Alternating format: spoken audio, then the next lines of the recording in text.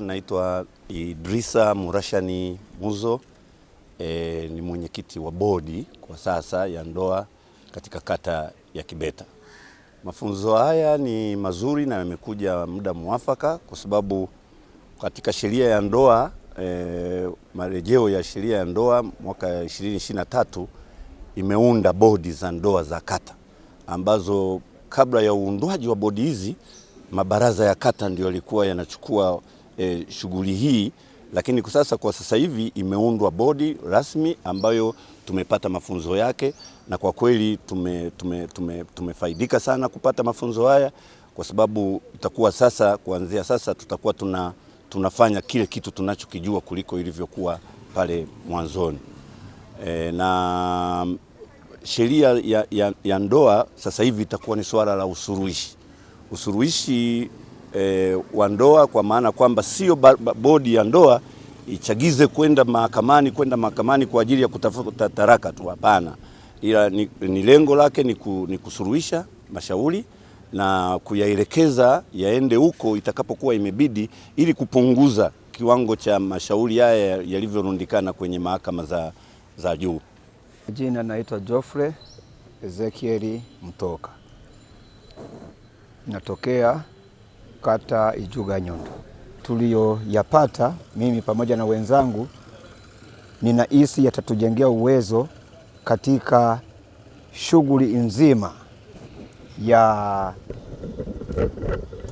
uanzishwaji wa bodi za usuluhishi wa ndoa katika jamii tuliyomo, hususan ukizingatia katika kipindi hiki unakuta waathirika ni pande zote mbili, si akina mama si akina baba, wote wanapata shida au wanapata changamoto kutokana na, naweza nikasema, elimu inakuwa ndogo au uelimishaji unakuwa mdogo katika baadhi ya kata zetu, kwa sababu wengi wetu wamekuwa wakichukulia ili jambo la ndoa kwamba ni kawaida, kama mtu anafurahia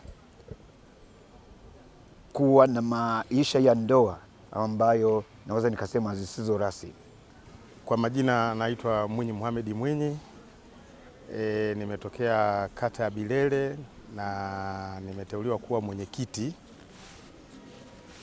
mwenyekiti wa bodi hii ya usuluhishi wa masuala ya ndoa. Kwa hiyo katika semina hii tumejifunza mambo mengi. Kuna jinsi ya kuihandle ndoa yako ili iweze kudumu, lakini pia katika semina hii kuna vitu tumejifunza. Zamani nilikuwa naelewa labda watoto wa mitaani wanatoka kwa watu tofauti, lakini kumbe wanandoa pia wanaweza wakasababisha watoto wa mitaani kutokana na migogoro ambayo haipati suluhu. Kwa maana ya pindi wazazi wanapoachana, ina maana wale watoto wanakosa malezi bora ya baba na mama. Kwa hiyo hicho ndio baadhi ya vitu ambavyo tumejifunza katika semina hii ambayo serikali wametuletea. Bi Simfroza Alex, natokea kata Ijuga Nyundo. Kwa kweli nashukuru sana, semina imeenda vizuri, imetukomaza.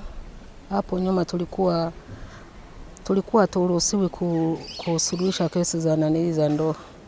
Leo hii ndo tumepewa kitengo hicho, naona kama tumepanda darasa.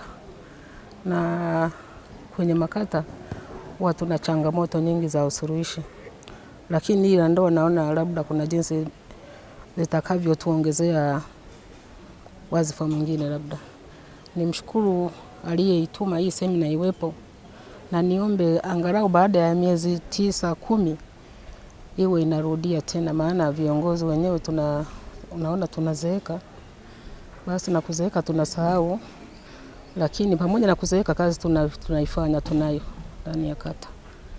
Jina naitwa John Bundala Mwilolezi, ni wakili wa serikali kutoka Wizara ya Katiba na Sheria. Kubwa ni kuwajengea uwezo, cha kwanza, lakini cha pili ni kuwapa ule uelewa sasa na kuwapa mbinu zaidi ya kuweza kutatua migogoro, kwa sababu unakuta yale viongozi ama hawa wajumbe wanakuwa wanabadilika kwa muda, baada ya miaka 3 au baada ya miaka 6 wanaingia wajumbe wapya. Sasa unakuta zile mbinu wanakuwa kuna mbinu zingine ambazo wanakuwa hawana, lakini tukiwajengea hivi uwezo mara kwa mara, wanapata zile mbinu ambazo zitakuwa ni bora zaidi za kuwasuluhisha wale wanandoa ili sasa kujenga ile familia bora, na hii itasaidia pia kuondoa hata ule mrundikano wa watoto wa mitaani ambao unakuta watoto wako mtaani hawana wazazi wametengana.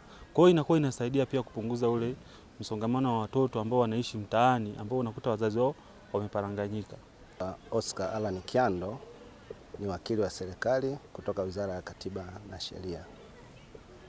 Kama Wizara ya Katiba na Sheria tunatamani kuona hizi bodi zikiimarika na haya mafunzo ambayo yametolewa kwa wajumbe wa bodi za usuluhishi wa ndoa yakawe chachu katika kwenda kuyatumia, kwa sababu tumewapa mbinu, tumewafundisha namna ya kusuluhisha, ya kusaidia wale watu waweze kufikia yale maamuzi yao vizuri kabisa. Kwa hiyo kama wataweza kusuluhisha, itatoa ile dhana kwamba baraza ni sehemu tu ya kwenda kuchukua ile fomu namba 3 ya usuluhishi wa migogoro na kwenda wapi? Mahakamani.